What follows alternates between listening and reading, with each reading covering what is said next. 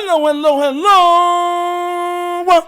You are tuning into another episode of The Wunderkind Show. Today's first topic, George Pickens is out of the AFC North.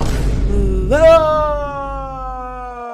guys, if you are living under a rock and you did not hear, yes, George Pickens, Steelers wide receiver, has been traded to the Dallas Cowboys for a third-round pick and I believe a late-round swap.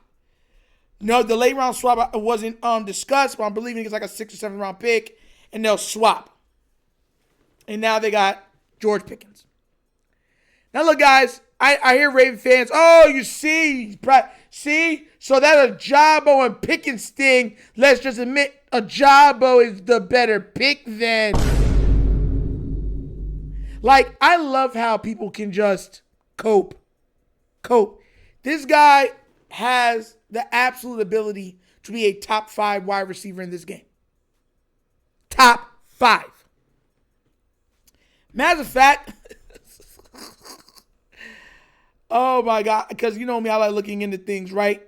We can go look up some of his stats, because last year I believe he barely had, he just missed 1,000 yards, right?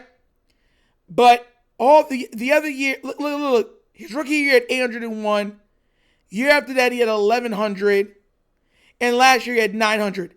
And this is the caveat that I want you to understand.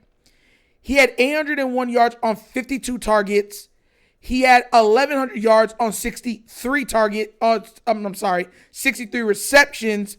And he had 900 last year with 15.3 yards a catch, 3 touchdowns on 59 receptions. And I believe he missed the last game of the season. So Pickens is the guy. He has all the ability in the world. And I'm telling you this right now, next to CeeDee Lamb, he's going to be a problem. He is going to be a big problem. Hopefully y'all know that. But I am happy that he's out of the AFC North. Mind you, this is a 6'4", 200-pound wide receiver, 4.4 speed on the 40. Guy is a monster. They don't throw the ball into places that it's like, okay, let's creatively get him the ball. They were just throwing him go routes. He was literally 50-50. That's all they used him for. And the guy has shown the ability to make the tough catches, the contorted catches, every catch that you can lay down that bill. Now, look, is he going to get 110 targets on Dallas? No. I expect him to get around 80, 90 targets on Dallas. But here's the thing. With those 90 targets, he's probably going to catch like 70 of them. Why? Because they're going to use him differently than Pittsburgh did. Pittsburgh, run. All right, aim it down the field. It was almost like A.J. Brown. Remember when A.J. Brown was on the Tennessee Titans? And everyone's just like, oh, but he barely got 1,000 yards. I'm like, A.J. Brown is nice. I don't know what you guys are seeing. It's the way that they're using him, but he's still getting those numbers. Yeah, whatever, Nitro. It's not no big deal. And then he goes to Philly and everyone goes, and I'm like, yeah, there he goes right there. You know what I mean? It's a lot of times that the teams use you. A.J. Brown had all the talent in the world. He was big, fast, can make every catch, every move, good route runner, but he was tough, strong.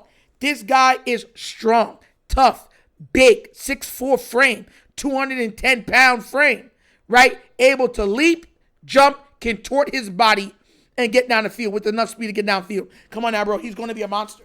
With Dak Prescott, mark my words, the Dallas Cowboys is going to have 2 guys over 1,200 yards next year.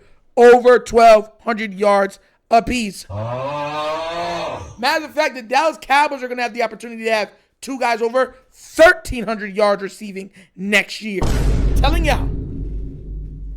y'all. I am telling y'all. Off play action with CeeDee Lamb and Pickens. And look, I know how Ravens fans are going to take this. They're going to be like, oh, now we don't got to worry about the Steelers. No. You still got to worry about the Steelers. You still got to worry about them. You know why? Because the Steelers, we've seen with like 14 or 15 passing touchdowns, still made the playoffs, and I believe won 11 games. They are going to be competitive regardless of if Pickens is there or not. We've seen them be competitive without any big-name receivers, without a good quarterback, without a great running back, and they were still winning 10 to 11 games. So, yeah, I'm seeing Bengal fans celebrating like, oh, there's nothing to worry about in Pittsburgh. I'm like, bro, I'm just going to let y'all know now, what is going to be your excuse if Pittsburgh makes the playoff over you guys missed the playoffs for 3 consecutive seasons? I'm going to love to see what would happen if Bengal fans do that. Oh, it's not nobody's fault. It's the coach's fault. They acting like Pittsburgh's been missing the playoffs. Pittsburgh's been going to they've been in the playoffs the last 3 years, if I'm not mistaken. The last 3.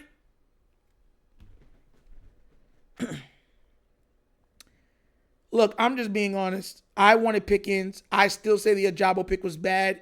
I think Pickens solidifies why he should have been picked higher than the 3rd round in Dallas, and I think he gets a very good contract in Dallas, and I think Dak Prescott's going to put up Drew Brees level numbers, 100%. I think look for, if Dak can stay healthy next year, look for Dak to have around 48, 49, 100 yards passing, 40 passing touchdowns, 14 to 16 picks. Yeah. Dak Prescott will flirt with 5,000 passing yards next year for this year coming. He gonna flirt with it. Ooh, baby. Ooh, la la. I'm telling y'all.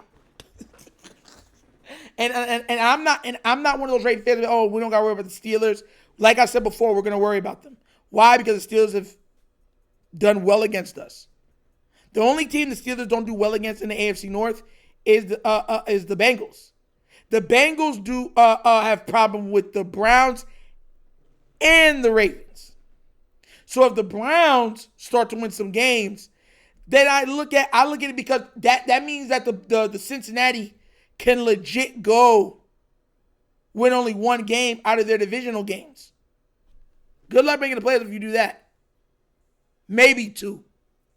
So if they split Baltimore, Browns, split, that's their, you know what I'm saying, 3-3. But I don't think they split. I think Baltimore sweeps them next year again. I think they'll split the Browns and they'll split with the Steelers. So that's 2 wins in your division. That is it out of 6 games. Good luck. Telling you, man, that there'll be 2 or 4 in the division. Good luck. Good luck. Telling y'all, man, it's nasty work. Nasty work. But what do you guys think? Do you wish that the Ravens could have got George Pickens still?